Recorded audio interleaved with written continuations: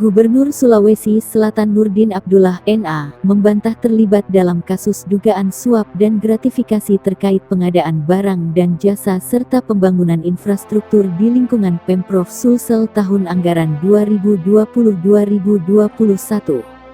Adapun dalam kasus ini, Nurdin menjadi tersangka bersama Sekretaris Dinas PUTR Provinsi Sulsel Edi Rahmat dan Direktur PT Agung Perdana Bulukumba Agung Sucipto AS.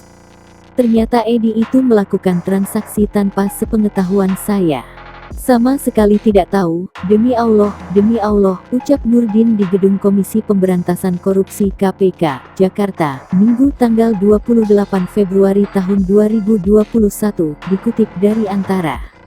Kendati demikian, Nurdin mengaku akan tetap menjalani proses hukum tersebut dengan ikhlas. Nurdin sekaligus meminta maaf kepada masyarakat Sulsel.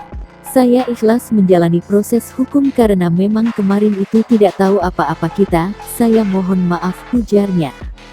Ketiganya ditetapkan menjadi tersangka sebagai tindak lanjut dari operasi tangkap tangan OTT yang dilakukan KPK pada Jumat tanggal 26 Februari tahun 2021 malam di Sulsel. Nurdin serta Edi menjadi tersangka penerima suap, sementara Agung berstatus tersangka pemberi suap. Agung diduga memberikan uang sebesar 2 miliar rupiah kepada Nurdin melalui Edi pada Jumat malam. Setelah ditetapkan sebagai tersangka, KPK menahan ketiganya di rutan yang berbeda-beda. Nurdin Abdullah diduga menerima uang sejumlah 5,4 miliar rupiah dari beberapa kontraktor proyek di lingkungan pemerintah Provinsi Sulsel.